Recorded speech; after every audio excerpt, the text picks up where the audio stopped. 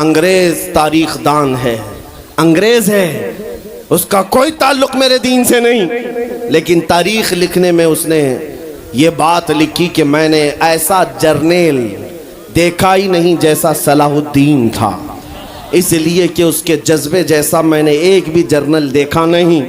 ایک بار کا واقعہ لکھا ہے کہ 12,000 کی فوج تھی صلاح الدین کے ساتھ، 12,000 کی فوج تھی صلاح الدین ایوبی کے ساتھ، اور جس وقت وہ میدان میں اترا مقابل میں صلیبیوں کی تعداد 4 لاکھ کی تھی، 4 لاکھ کی تھی۔ 4 لاکھ کی تعداد دیکھ کر نہ وہ گھبرایا نہ بھاگا، پلٹ کر اپنی فوج سے پوچھا کیا مشورہ ہے تمہارا، مقابل میں اترے یا نہیں اترے؟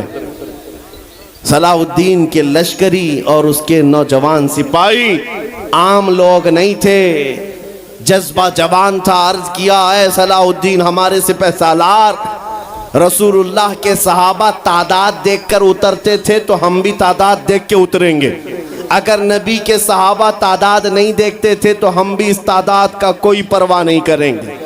صلاح الدین ان کی باتوں کو لے کر اتر تو پڑا۔ تاریخ لکھنے والا انگریز آدمی ہے، کہتا ہے مقابلہ کر لینا اور بات ہوتی ہے، لیکن 4 لاکھ کو تتر بتر کر کے رکھ دینا تاریخ کی الگ بات ہوتی ہے۔ صلاح الدین کے اس کارنامے کے بعد وہ انگریز تاریخ دان کہتا ہے ہمارے علاقوں میں حال یہ ہو گیا تھا، ہمارے ہاں کی مائیں اپنے بچوں کو تھپکیاں دے کر سلاتی تھی اور یہ کہتی تھی کہ بیٹا سو جا نہیں تو صلاح الدین آ جائے۔ سبحان اللہ، سبحان اللہ۔ یہ میں اس لیے باتیں عرض کر رہا ہوں کہ صلاح الدین ایوبی کی طاقت وہ ان کی اپنی باڈی کی طاقت نہیں تھی، وہ نہ ہی کسی جگہ سے ورزش کر کے حاصل کی ہوئی طاقت تھی۔ صلاح الدین کی طاقت عشق مصطفیٰ کی وجہ سے تھی، وہ محبت رسول کا پیکر تھا۔ ہم نے تاریخ میں ان جوانوں کو دیکھا ہے جنہوں نے تاریخ الٹ کر کے رکھ دیا ہے، جنہوں نے زمین میں ایک الگ پرچم لہرا کر رکھ دیا ہے۔ آپ کو پتہ ہے اسی ہندوستان کی سرزمین پر سب سے پہلا 10,000 کا لشکر لے کر آنے والا ایک جوان، عرب سے سب سے پہلے آنے والا محمد بن قاسم صرف 19 سال کی عمر میں آیا تھا، 19 سال کی عمر میں آیا تھا۔ کس لیے آیا تھا؟ مال لوٹنے نہیں آیا تھا، یہاں جگہ قبضہ کرنے نہیں آیا تھا، جیسے آج تاریخ توڑ مروڑ کر کے بتائی جا رہی ہے۔ جتنے بادشاہ آئے سب اکرمن کیے، سارے لوگ یہاں لوٹ پاٹ کرنے آئے تھے، یہ تاریخ توڑ مروڑ کر بیان کی جاتی ہے۔ میرے عزیزوں اس پر پھر کبھی گفتگو کریں گے، لیکن محمد بن قاسم کیوں آیا تھا؟ الہ آباد کے ایک پنڈت ہے، انہوں نے خود لکھا ہے، میں اپنی بات نہیں پنڈت جی کی بات کہہ رہا ہوں۔ اس وقت حالات ایسے ہو گئے تھے کہ چند عورتیں، مسلمان عورتیں جو سری لنکا کی سرزمین سے حج کے لیے جا رہی تھیں، اس وقت راجہ دابر سنگھ اس کے کچھ گنڈوں نے ان عورتوں کو پکڑ لیا، ان کی عزت لوٹی، ان کا مال لوٹا، ان کو قیدی بنایا۔ ان عورتوں نے اس وقت پکار کر کہا تھا کہ کوئی ہے جو ہماری عزت بچائے گا۔ کوئی تجارت کرنے والا باہر سے آیا ہوا تاجر بات سن کر کے عرب گیا، عرب میں جا کر گورنر جو تھا اس کے سامنے واقعہ بیان کر رہا تھا۔ 19 سال کا جوان محمد بن قاسم وہاں سے گزر رہا تھا، اس نے اتنا واقعہ سنا کہ ہند کی سرزمین پر کچھ ہماری بہنوں کی عزت لوٹی جا رہی ہے۔ وہیں کھڑے ہو کر اس نے کہا لبیک یا اختی، اے میری بہن میں تیری عزت کی حفاظت کے لیے آ رہا ہوں۔ وہاں سے پکارا اپنے چچا جو گورنر تھا اس وقت، اس سے 10,000 کا لشکر لے کر کے سب سے پہلے یہاں آنے والا محمد بن قاسم کس لیے آیا تھا؟ مال لوٹنے کے لیے نہیں، عورتوں کی عزت بچانے کے لیے آیا تھا۔ ہندوستان کی سرزمین پر قدم رکھا اور اس کے بعد سامنے مقابل میں فوراً جنگ کے لیے نہیں آیا، کہا کہ جن عورتوں کو قیدی بنایا وہ چھوڑ دو، جو حج کے لیے جا رہی تھی انہیں آزاد کر دو، اور دوسری بات جنہوں نے گنڈا گردی کی ہے انہیں پکڑو اور جیل میں ڈالو۔ راجہ کو گھمنڈ تھا، اس نے انکار کیا تو محمد بن قاسم نے کہا چلو آؤ محمد عربی کے شیروں سے مقابلہ ہو جائے۔ 3 دن کا مقابلہ ہوا تھا، نہ راجہ بچا نہ باجا بچا، سارے ہزارے ادھر سے ادھر ہو گئے اور محمد بن قاسم کا پرچم لہرایا میرے عزیزوں عورتوں کی عزت کا محافظ 19 سال کا جوان تھا جس نے آتے ہی عورتوں کی عزت بھی بچائی اور میرے دین کا پرچم بھی لہرایا۔ میں آج پوچھتا ہوں ہماری عمریں کتنی ہو گئیں؟ کئی جوان 25 سال 30 سال کراس کر چکے، آج بہت ساری عورتوں کی عزتیں جب لوٹی جاتی ہیں تم تو موبائل میں دیکھ دیکھ کر کے شیئر کر دیتے ہو، ویڈیو ادھر سے ادھر پھیلا دیتے ہو اور اس کے بعد سمجھتے ہو ہم بہت بڑا کام کر رہے ہیں۔ ہر کوئی یہی کہتا ہے سب کو شیئر کرو، سب کو شیئر کرو، کائے کے لیے شیئر کرو؟ میرے عزیزو یہ کون سی جنگ لڑ رہے ہو؟ واٹس اپ موبائل کی جنگ لڑ رہے ہو؟ تمہارے اندر اگر غیرت باقی ہے تو میرے عزیزو کسی کی عزت لٹتے ہوئے دیکھ کر تم تماشا نہیں کر سکتے۔ ایمان بیدار کرو، ایمان بیدار کرو۔ یہ آج حالات کیوں آئے؟ امام غزالی کی ایک بات میں سناتا ہوں۔ بہت سالوں پہلے اس امام نے کہا تھا، 1000 سال پہلے تقریباً اس امام نے کہا تھا جب اس امت کے سامنے ان کے رسول کی توہین ہو رہی ہو اور امت خاموش بیٹھی رہے تو چند دن انتظار کرے، ان کی ماں اور بہنوں کو بازار میں لا کر نیلام کیا جائے گا، ان کی ماں اور بہنوں کی عزت لوٹی جائے گی اور یہ کچھ نہ کر سکیں گے، ان کے بچوں کو مارا جائے گا اور یہ کچھ نہ کر سکیں گے۔ میں آج محسوس کر رہا ہوں حضور کی گستاخی پر اور توہین پر خاموش رہنے کا نتیجہ یہ ہے کہ اب ہمارے گھر بھی سلامت نہیں رہیں گے۔ لوگ آج چیخ رہے ہیں، مسجدیں ویران ہو گئی، مسجدیں ٹوٹ رہی ہیں، خانقاہیں ٹوٹ رہی ہیں، نہ جانے کتنے مزارات بلڈوزر سے ختم کیے جا رہے ہیں۔ یہ تمام باتیں اپنی جگہ پر، میں آپ سے پوچھتا ہوں جان ایمان رسول اللہ طرح چل تو نہیں سکا لیکن خود کیسے چلتا تھا یہ بھی بھول گیا، اور میں اس کو تھوڑا بدل کر کے اپنی قوم کے لیے کہتا ہوں، شیر چلا کتے کی چال اور اپنی چال بھول گیا۔ اللہ نے تمہیں محمد عربی کا شیر بنا کر پیدا کیا، حقیقی بات ہے یہ میرے عزیزوں، حقیقی بات ہے۔ ایک جن کے ہاں کیڑے بہت زیادہ ہوتے ہیں وہ میرے ساتھ چھیڑ خانی کر رہے تھے، 2 دن قبل کی بات ہے، میں نے کسی جگہ تقریر کیا تو مجھے چھیڑ خانی کر رہے تھے، ہمارے دین سے کوئی تعلق نہیں۔ میں نے کسی چھوٹے دجال کے بارے میں کہا تو انہیں بڑی لگ گئی تھی۔ آج کی تقریر پھر وہ سن رہا ہوگا، صاحب میں کہتا ہوں، مجھے انہوں نے میسج میں کہا ہے گوشت خور مولانا، گوشت خور مولانا، گوشت کھاتے ہیں اور اسٹیجوں پر چلاتے ہیں۔ میں نے جواب میں کہا اللہ کا بڑا شکر ہے گوبر خور تو نہیں ہے، اللہ کا بڑا شکر ہے ہم گوبر کو کوہ نور کہنے والے تو نہیں ہیں۔ اللہ نے دودھ پینے والی قوم میں پیدا کیا ہے، پیشاب پینے والی میں نہیں۔ نعرے تکبیر، نعرے رسالت، نعرے حیدری۔ میرے عزیزو یہ کوئی بات لطیفے کی نہیں ہے اور نہ ہی چھیڑ خانی کی بات ہے۔ میں ان سے کہتا ہوں ہمیں چھیڑو مت، ہم اپنے نبی کی بات کرتے ہیں، ہم اپنے نبی کی بات کرتے ہیں، اور جہاں پھر تم چھیڑو گے تو پھر ہم اپنے طور پر جواب بھی دیتے رہیں گے انشاءاللہ۔ اس لیے کہ اپنی اپنی قسمت کی بات ہے۔ مجھے گوشت خور مولانا کہہ رہے ہو اور خود کی حالت معلوم نہیں ہے۔ اللہ کریم کا شکر ہے کہ ہم نے دنیا میں دیکھا ہے گوشت کھانے والا بھی شیر ہی ہوا کرتا ہے اور گوبر کھانے والا سور تو نہیں ہے۔ اللہ کا بڑا کروڑا احسان ہے۔ میں ان باتوں میں نہیں آ رہا، لیکن ایک بات ضرور کہنا چاہتا ہوں اے سنیو، ایک بات کہ دنیا 1000 تانے دے، ہمیں فرق نہیں پڑنا چاہیے، اپنے نبی کے اخلاق کو کھل کر کہنا ہے۔ میں آپ سے پوچھتا ہوں کیا ہمارا یہ ایمان ہے یا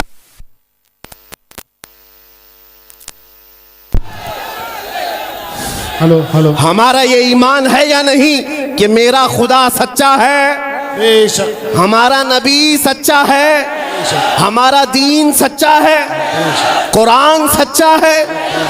جب تمہارا یقین ہے کہ میرا خدا سچا، میرا دین سچا، میرا قرآن سچا، میرا نبی سچا، تو پھر میرے عزیزوں سر جھکا کر نہیں سر اٹھا کر جیو، سبحان اللہ۔ اور تمہیں حضور اکرم صلی اللہ تعالیٰ علیہ وسلم کے اخلاق پر کبھی شرم نہیں آنی چاہیے. کوئی ٹوپی پر کوئی داڑھی پر تانے مارتا ہے تو اس کو نظر انداز کرو، اس لیے کہ مرنے کے بعد اس کیڑے کو منہ نہیں دکھانا ہے، آمینہ کے لال کو منہ دکھانا ہے. سبحان اللہ. تانا دیتا ہے تو دے کر مر جائے گا. ہمیں فرق نہیں پڑتا، ہمارے لباس سے جلتے ہو تو اور جلو مرو، اس لیے کہ جس کی قسمت میں یہاں بھی جلنا وہاں بھی جلنا. اور الحمدللہ سنیوں کی قسمت میں یہاں بھی خوشیاں ہیں وہاں بھی خوشیاں. ہم یہاں پر حضور پاک کا ذکر کر رہے ہیں اور خوشحال ہیں، الحمدللہ خوشحال ہیں، اس لیے کہ مجھے پتا ہے ہماری حیثیت کیا ہے. خوشحال ہیں آپ بھی، ہم ہیں. یہ چھوٹی موٹی شکایتیں تو سب کرتے ہیں آپ کہ بیماری ہے، گھر میں کھانا پانی نہیں ہے، دھندا نہیں چل رہا ہے، بزنس نہیں چل رہا ہے، سب لاس میں ہے، جاب نہیں ہے، سب شکایتیں تمہاری ہے، ہمیں پتا ہے. میرے عزیزوں ہم تو بار بار یہ رونا روتے ہیں، ہم بڑی کمزور قوم ہیں، ہم بڑی کمزور قوم ہیں، ہم بڑی کمزور قوم ہیں. لیکن میڈیا کے دجالی کتے بار بار بھونک بھونک کر بتاتے ہیں تم کچھ ہو، تم کمزور نہیں ہو. 24 گھنٹے ہم پر ڈیبیٹ ہوتا ہے کہ نہیں ہوتا ہے؟ کل ملا کر ہم پر ہی ڈیبیٹ. ارے میاں یہاں تو الیکشن بھی کیمپیننگ کے لیے ہم ہیں. ہمارے مدعے کو لے کر کے ہی سب کو لڑانا ہے، سب کے درمیان. میں آپ سے یہ کہتا ہوں یہ باتیں یوں ہی نہیں، وہ بار بار تمہیں بھونک کر بتا رہے ہیں تم کچھ ہو، لیکن تم کہتے ہو نہیں میں کچھ نہیں ہوں. ہم کمزور ہیں، وہ کہتے ہیں نہیں کمزور نہیں تم کچھ ہو. ایک طرف تو کہتے ہیں کچھ نہیں ہے، سب بکھرے ہوئے لوگ ہیں، پنچر پتر بھی کہتے ہیں. لیکن پھر ہم ان سے کہتے ہیں میاں پنچر پتر ہے تو 24 گھنٹے ڈیبیٹ ہم پر کیوں کرتے ہو؟ ڈر کس بات کا ہے؟ کس بات کا ڈر ہے؟ کیا دوسری اور قومیں نہیں ہیں جس کو نشانہ بناؤ گے؟ ارے 70 قومیں موجود ہیں. لیکن ہمیں پتا ہے تمہاری آنکھوں میں اگر کوئی چبھتا ہے تو غلام مصطفیٰ ہی ہے، اس لیے کہ انہیں بھی تاریخ پتا ہے. یہ اگر نکل پڑے ہیں صحرا سے بغیر چپل کے پیوند لگے کپڑوں سے تو قیصر و کسریٰ کو بھی دھول چٹا سکتے ہیں. دنیا کی سپر پاور طاقتوں کو گھٹنے ٹیکنے پر مجبور کرنے والی قوم وہ عمر بن خطاب کے شاگرد تھے، صحابہ کرام تھے. دنیا کو تاریخ پتا ہے کہ یہ جس دن پڑھنے لگ گئے خالد بن ولید کو، جس دن یہ پڑھنے لگ گئے صلاح الدین ایوبی کو، جس دن ان کو کوئی کہنے لگ گیا کہ تمہارا کوئی شہاب الدین غوری بھی تھا، تمہارا کوئی اورنگزیب بھی تھا، تو پھر یہ مردہ اور مرجھائی ہوئی قوم دوبارہ اٹھنے لگ گئی تو اچھوں کی نیند حرام ہو سکتی ہے. اسی لیے کہا جاتا ہے مسلمانوں کے محلے میں نشہ بانٹو، مسلمانوں کو نشہ کرواؤ. نشہ بیچنے والے یہی، نشہ کرنے والے یہی، اس لیے کہ یہ جب تک نشہ میں رہیں گے ہم سکون سے رہیں گے، اور جس دن یہ اٹھ گئے تو دوسروں کے سکون کے لالے پڑ جائیں گے. اس لیے میرے عزیزوں میں تمہیں بیدار کرنے کے لیے آیا ہوں، اور دنیا کی نظروں میں کھٹکتا رہوں گا، لیکن میرے پاس جتنا بھی وقت موجود ہے میں خاموش نہیں رہوں گا انشاءاللہ العزیز. کل کو بھی اگر میری پھانسی ہو جائے مجھے اس بات کی پرواہ نہیں ہے. دنیا سے جائیں گے، ہمارے ایک کے مر جانے کے بعد ان کتوں سے کہتا ہوں کہ اس کو یہ مت سمجھ لینا کہ اسلام ختم ہو جائے گا. مجھ جیسے 1000 کٹ بھی جائیں تب بھی ہم نعرہ یہی لگائیں گے اسلام زندہ ہوتا ہے ہر کربلا کے بعد. نعرے تکبیر، نعرے رسالت، شہنشاہ خطابت، شیر ہندوستان سلمان مفتی سلمان ہزاری صاحب قبلہ. سبحان اللہ سبحان اللہ. میرے عزیزوں بات آج ایمان کی ہے. میں نے آج تک کسی تقریر میں کسی کو اسلحہ اٹھانے کی بات نہیں کی، میں نے کبھی کسی کو بندوق بارود چاقو تلوار کی بات نہیں کی، اور نہ ہی ہمیں ضرورت ہے. میرے عزیزوں ہم تو چاہتے ہیں کہ تم عشق رسول کا جامہ پہن لو، حضور کی محبت کا لباس پہن لو. میرے عزیزوں چاقو بلیڈ بھی اٹھانے کی ضرورت نہیں، تمہارے چلتے پھرتے دیکھ کر کتنے کیڑے فنا ہو جائیں. ہاں صرف تمہاری چلت پھرت سے کئی کتے نالیوں میں مر جائیں. سب کو سمجھ میں آتی ہے بات. اور جن لوگوں نے مجھ سے پوچھا تھا بار بار آپ کتے کس کو کہتے ہیں، میں نے کہا کوئی سنی مجھ سے پوچھا ہی نہیں، کسی نے مجھ سے پوچھا ہی نہیں. یہ ساری تقریریں سن رہے ہیں، آپ نے پہلے ہی پوچھا تو کہیں ایسا تو نہیں کہ زخم پر جا کر بات لگی ہو. خیر میرے عزیزو، آپ کو میں بارہا بیدار اس بات کے لیے کرنا چاہتا ہوں، حضور کے اگر غلام ہیں تو پورے غلام بنو، پورے غلام. آج کے دن اگر ایک نوجوان بھی یہ عہد کر لیا کہ میں نے اپنی مرضی سے بہت زندگی گزاری ہے، اپنی لائف میں بہت انجوائے کیا ہے، لیکن آج کے دن سے یہ طے کروں گا کہ جیوں گا تو میرے نبی کی مرضی سے جیوں گا، جس نے بھی طے کر لیا، میں سمجھتا ہوں کہ یہ جلسہ وصول ہو گیا، حضور کے قدموں میں پہنچ گیا. میں بتاؤ اے نوجوانوں، بچا کیا ہے ہماری زندگی میں اور کیا باقی ہے؟ کیا چاہیے تمہیں؟ پوری دنیا تم ناک رگڑ رگڑ کر حاصل کر بھی لیے تو ایک دن تو موت آنی ہے، ایک دن تو دنیا سے جانا ہے.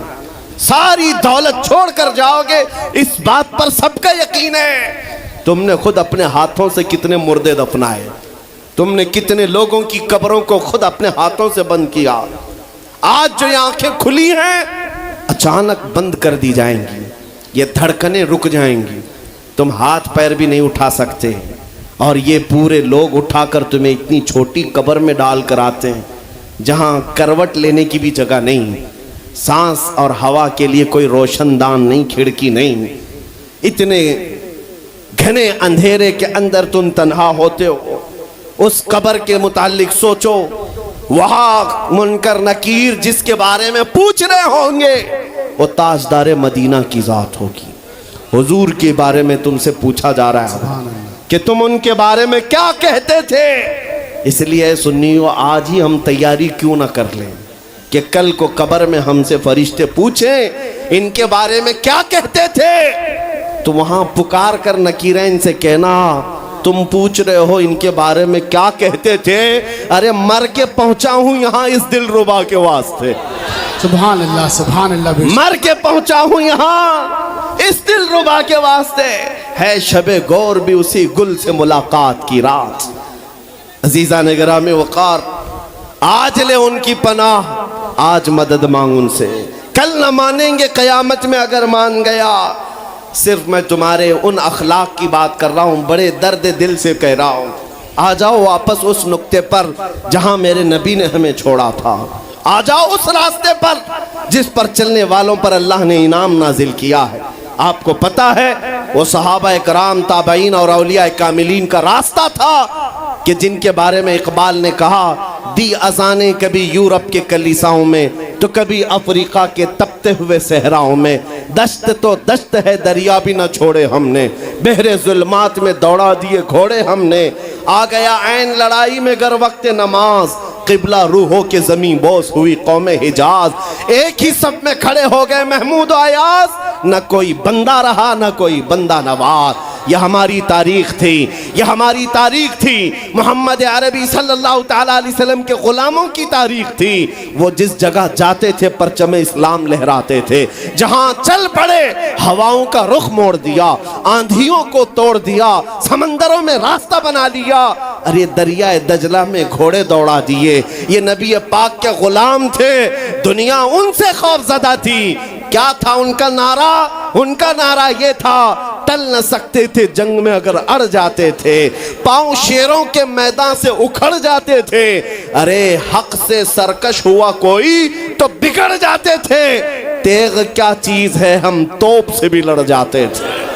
نعرے تکبیر، نعرے رسالت. دیکھو دیکھو کون آیا، دیکھو دیکھو کون آیا.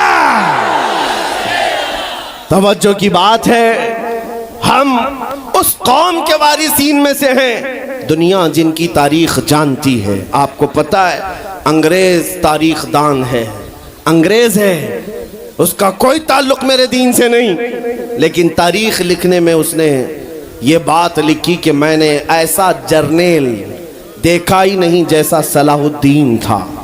اس لیے کہ اس کے جذبے جیسا میں نے ایک بھی جرنل دیکھا نہیں۔ ایک بار کا واقعہ لکھا ہے کہ 12,000 کی فوج تھی صلاح الدین کے ساتھ، 12,000 کی فوج تھی صلاح الدین ایوبی کے ساتھ، اور جس وقت وہ میدان میں اترا مقابل میں صلیبیوں کی تعداد 4 لاکھ کی تھی، 4 لاکھ کی تھی۔ 4 لاکھ کی تعداد دیکھ کر نہ وہ گھبرایا نہ بھاگا، پلٹ کر اپنی فوج سے پوچھا کیا مشورہ ہے تمہارا، مقابل میں اترے یا نہیں اترے؟ صلاح الدین کے لشکری اور اس کے نوجوان سپاہی عام لوگ نہیں تھے، جذبہ جوان تھا۔ عرض کیا اے صلاح الدین ہمارے سپہ سالار، رسول اللہ کے صحابہ تعداد دیکھ کر اترتے تھے تو ہم بھی تعداد دیکھ کے اتریں گے، اگر نبی کے صحابہ تعداد نہیں دیکھتے تھے تو ہم بھی اس تعداد کا کوئی پرواہ نہیں کریں گے۔ صلاح الدین ان کی باتوں کو لے کر اتر تو پڑا۔ تاریخ لکھنے والا انگریز آدمی ہے، کہتا ہے مقابلہ کر لینا اور بات ہوتی ہے، لیکن 4 لاکھ کو تتر بتر کر کے رکھ دینا تاریخ کی الگ بات ہوتی ہے۔ صلاح الدین کے اس کارنامے کے بعد وہ انگریز تاریخ دان کہتا ہے ہمارے علاقوں میں حال یہ ہو گیا تھا، ہمارے ہاں کی مائیں اپنے بچوں کو تھپکیاں دے کر سلاتی تھی اور یہ کہتی تھی کہ بیٹا سو جا نہیں تو صلاح الدین آ جائے۔ سبحان اللہ، سبحان اللہ۔ یہ میں اس لیے باتیں عرض کر رہا ہوں کہ صلاح الدین ایوبی کی طاقت وہ ان کی اپنی باڈی کی طاقت نہیں تھی، وہ نہ ہی کسی جگہ سے ورزش کر کے حاصل کی ہوئی طاقت تھی۔ صلاح الدین کی طاقت عشق مصطفیٰ کی وجہ سے تھی، وہ محبت رسول کا پیکر تھا۔ ہم نے تاریخ میں ان جوانوں کو دیکھا ہے جنہوں نے تاریخ الٹ کر کے رکھ دیا ہے، جنہوں نے زمین میں ایک الگ پرچم لہرا کر رکھ دیا ہے۔ آپ کو پتہ ہے اسی ہندوستان کی سرزمین پر سب سے پہلا 10,000 کا لشکر لے کر آنے والا ایک جوان عرب سے سب سے پہلے آنے والا محمد بن قاسم صرف 19 سال کی عمر میں آیا تھا، 19 سال کی عمر میں آیا تھا۔ کس لیے آیا تھا؟ مال لوٹنے نہیں آیا تھا، یہاں جگہ قبضہ کرنے نہیں آیا تھا، جیسے آج تاریخ توڑ مروڑ کر کے بتائی جا رہی ہے۔ جتنے بادشاہ آئے سب اکرمن کیے، سارے لوگ یہاں لوٹ پاٹ کرنے آئے تھے، یہ تاریخ توڑ مروڑ کر بیان کی جاتی ہے۔ میرے عزیزو اس پر پھر کبھی گفتگو کریں گے، لیکن محمد بن قاسم کیوں آیا تھا؟ الہ آباد کے ایک پنڈت ہے، انہوں نے خود لکھا ہے، میں اپنی بات نہیں پنڈت جی کی بات کہہ رہا ہوں۔ اس وقت حالات ایسے ہو گئے تھے کہ چند عورتیں، مسلمان عورتیں جو سری لنکا کی سرزمین سے حج کے لیے جا رہی تھیں، اس وقت راجہ دابر سنگھ اس کے کچھ گنڈوں نے ان عورتوں کو پکڑ لیا، ان کی عزت لوٹی، ان کا مال لوٹا، ان کو قیدی بنایا۔ ان عورتوں نے اس وقت پکار کر کہا تھا کہ کوئی ہے جو ہماری عزت بچائے گا؟ کوئی تجارت کرنے والا باہر سے آیا ہوا تاجر بات سن کر کے عرب گیا، عرب میں جا کر گورنر جو تھا اس کے سامنے واقعہ بیان کر رہا تھا۔ 19 سال کا جوان محمد بن قاسم وہاں سے گزر رہا تھا، اس نے اتنا واقعہ سنا کہ ہند کی سرزمین پر کچھ ہماری بہنوں کی عزت لوٹی جا رہی ہے، وہیں کھڑے ہو کر اس نے کہا لبیک یا اختی، اے میری بہن میں تیری عزت کی حفاظت کے لیے آ رہا ہوں۔ وہاں سے پکارا اپنے چچا جو گورنر تھا اس وقت، اس سے 10,000 کا لشکر لے کر کے سب سے پہلے یہاں آنے والا محمد بن قاسم کس لیے آیا تھا؟ مال لوٹنے کے لیے نہیں، عورتوں کی عزت بچانے کے لیے آیا تھا۔ ہندوستان کی سرزمین پر قدم رکھا اور اس کے بعد سامنے مقابل میں فوراً جنگ کے لیے نہیں آیا، کہا کہ جن عورتوں کو قیدی بنایا وہ چھوڑ دو، جو حج کے لیے جا رہی تھی انہیں آزاد کر دو، اور دوسری بات جنہوں نے گنڈا گردی کی ہے انہیں پکڑو اور جیل میں ڈالو۔ راجہ کو گھمنڈ تھا، اس نے انکار کیا تو محمد بن قاسم نے کہا چلو آؤ محمد عربی کے شیروں سے مقابلہ ہو جائے۔ 3 دن کا مقابلہ ہوا تھا، نہ راجہ بچا نہ باجا بچا، سارے ہزارے ادھر سے ادھر ہو گئے اور محمد بن قاسم کا پرچم لہرایا۔ میرے عزیزو عورتوں کی عزت کا محافظ 19 سال کا جوان تھا جس نے آتے ہی عورتوں کی عزت بھی بچائی اور میرے دین کا پرچم بھی لہرایا۔ میں آج پوچھتا ہوں हमारी उम्रें कितनी हो गई, कई जवान 25 साल 30 साल क्रॉस कर चुके। आज बहुत सारी औरतों की इज्जतें जब लूटी जाती हैं, तुम तो मोबाइल में देख देख करके शेयर कर देते हो, वीडियो इधर से उधर फैला देते हो और उसके बाद समझते हो हम बहुत बड़ा काम कर रहे हैं। हर कोई यही कहता है सबको शेयर करो, सबको शेयर करो, काहे के लिए शेयर करो? मेरे अजीजों, ये कौन सी जंग लड़ रहे हो? व्हाट्सएप मोबाइल की जंग लड़ रहे हो? तुम्हारे अंदर अगर गैरत बाकी है तो मेरे अजीजों, किसी की इज्जत लुटते हुए देखकर तुम तमाशा नहीं कर सकते। ईमान बेदार करो, ईमान बेदार करो। ये आज हालात क्यों आए? इमाम